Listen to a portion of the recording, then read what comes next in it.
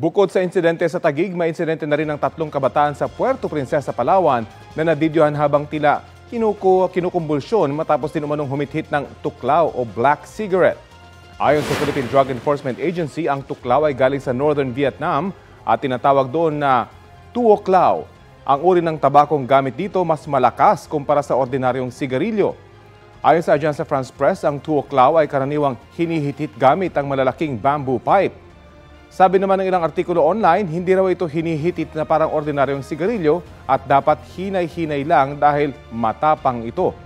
Hinihintay ng PDEA ang resulta ng lab test ng sample ng hinihit ng mga nangisay na kabataan.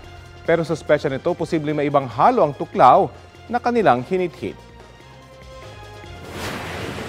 That's 9% yung nikotina niya as compared to the regular cigarettes na around 1 to 3% nicotine lang. So, doon mo makikita na mataas talaga ang concentration ng nicotine sa tuklaw cigarettes. Bakit to ganun kataas? Because of the plant na ginamit dyan, yung Nicotina rustica.